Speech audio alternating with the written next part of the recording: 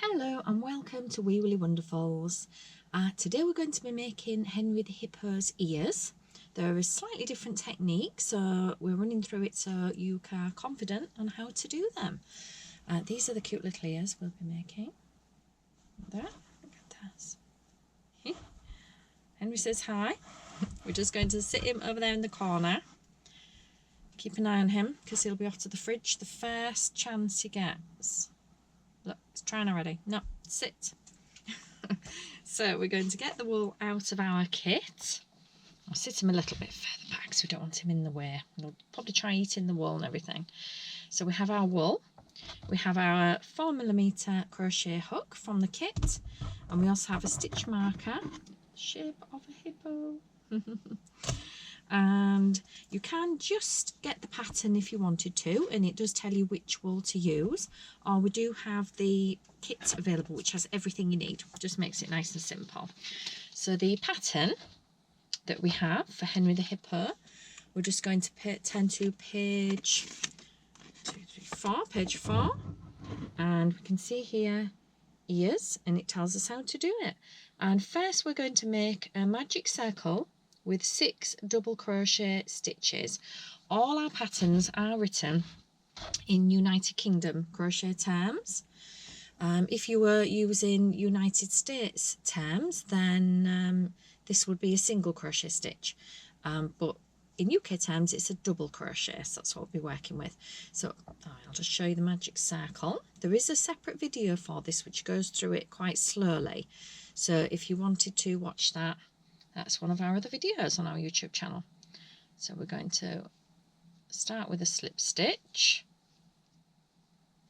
and then we're going to make our magic circle. So I won't do this really slowly because there is a different video tutorial for this. Just look up magic circle. If you really struggle to make the magic circle, then we do now have a cheat version, which isn't quite as neat, but it's easier. So that if you're struggling with it, you have a way of doing it, because it does start, the magic circle is pretty much the hardest part to do. So when you're a beginner and that's the first thing you're doing, it can make it difficult. So we've done a magic circle with 6 stitches. And now we'll put the marker on just so we can see exactly where our first stitch is, just to keep it nice and clear. So we'll pop that on there. Oops, I can't put it on the wrong bit. We'll just pop it through one of the loops and leave it there. So now our next instruction is to turn and chain 1. Now usually with most of our patterns, the magic circle, you would start from the first stitch of the magic circle and work round and round in circles, but this is slightly different. So this new instruction is to turn. So what that means is we're going to turn our work around, and instead of working around the circle, we're going to start working backwards along here. So it says turn and chain 1. The chain is simply, we wrap our wool around the back of our hook and pull it through the loop, and that is 1 chain. Now that is simply to bring it out, because we're going to be working like that. If we just carried on and didn't do a chain, it would not have the same shape. So we've done the chain 1, increase into the second chain from your hook. So that is the first chain, the one that we have just made. So the second chain, there we have it. So 1, 2, 6. We're going to have 6 to do. Now we're doing an increase, which means we're going to do 2 stitches into 1 stitch. Now I know usually you're working the other way, so the V's are much more visible. When we're working from the back, still make sure that you're going through under both of those loops, just the same, but they're just a little bit more awkward to do because you're doing it from the back of the work. So I'll show you that from here. So we're going to put that through there, like so. So it's the first defined V that you'll be working in, and then do yarn over, pull through, and then over the top, yarn over, pull through. It's a normal double crochet stitch, and because it's an increase, we're going to go back into the same stitch and repeat that. So that will increase our stitch count by 1. our next instruction, it says increase into every stitch to the end of your row, and there is a 12 in brackets, which means that at the end, when we finished our row, we should have 12 stitches. So it just helps you to keep on track to make sure you're going correctly. So we've done 2 in that stitch, so we're going to go to our next V, which is here, go underneath like so, do a double crochet stitch, and then we're going to go back in the same one again, another double crochet stitch. So we're going to do that right the way along into 6 different stitches. So we're doing 2 in each. 1, 2. Oops. Quite easy to accidentally go into 1 stitch here because you're working from the back, so it's harder to see. So how many have we got now? We've got, that's my stitch, so 2, 4, 6, 8, 10. So I've counted 10 V's. Can you see those clearly defined V's?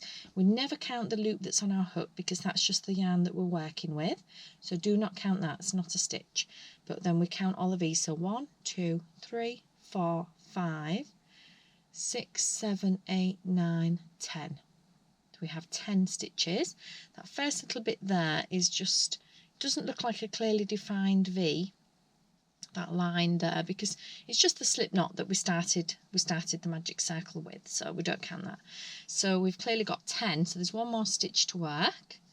So we're going to the one at the end and do our 2 double crochet stitches. So now we have 12, which is correct because that's what it says at the end of the row on the pattern. So number 3, row 3, turn, chain 1. So we're going to do the same again. So I'm just going to flip it like that. You can flip it which way you want, it doesn't make a difference. And we're going to chain 1, so we're going to yarn over, pull through. So that's our chain, you can see here. And then it says, starting from the second chain your hook again, increase and then double crochet. So we're going to do an increase in the first stitch, a double crochet in the second, an increase in the third stitch, a double crochet in the second, because it tells us to repeat that all the way along. So off we go, we're going to do. So we ignore that chain that we've just done is the chain, so that is the next one. So that's classed as the second chain from your hook. That's the first, that's the second. So that's the one we're working into. So we are doing an increase, so that's working 2. And then a double crochet just means a single double crochet in the stitch. Then an increase, and then a double crochet. If you're new to crochet, it would be better to go through the beginner videos which show these techniques separately. But if you're adventurous, you could have a go at that. Just watch these. Right, so we're doing an increase, and then a double crochet. Oops. My yarn needs pulling out a bit, it's getting a bit tight, so it makes it hard to work. And an increase. Sorry, that was a single double crochet, and then an increase. Then a single double crochet, and then an increase again. And then a single double crochet again, and an increase again. And then our last stitch, oh, I haven't got our marker in that one, didn't move it, but it's, you can see that. So that's our last stitch there, that was marked. So there we go. Now we can take our marker off for now. And you can, when you're working in rows, you don't always need that marker on. I'll just put it on so we could see where that first stitch was. I've got this little bit of thread which is just from where we started, and the other thread which is from our yarn, our working yarn, which is leads to the ball. Our next instruction is slip stitch, fasten off, leaving a 20cm strand. So I'm just going to, you don't have to actually do the slip stitch, but just gives it a neater finish. Slip stitch is just where you go through, pull the yarn through like that. It just gives it a little bit neater finish. And grab some scissors. leaving a strand. When we leave a strand, we leave that on a lot of the parts, simply because then we've got a thread to sew it on with, and it saves reattaching another one. So we'll just pop the strand through the loop, pull it tight, and then it won't unravel. And there we have it. So you can see the shape is slightly different. Instead of a joined circle working in rounds, we've worked backward and forward to give us a slightly different shape. So what the next instruction says is to sew the two flat ends together with a few stitches to form the ear shape, and there is a photograph to help you on the pattern. It shows you before and after. So this is the before we've sewn it up, and the after, I'm just going to sew it up. So we're going to get our needle out of our kit. There's a little bag that you can get with all the extras bits in that you need. There's black wool for his eyes, and there is also orange and grey. So the grey is for his toes, and the orange is for the beak on the his rubber ring. So now what we're going to do is use the long strand. I'm going to thread my needle like so. Oops, it always splits, doesn't it?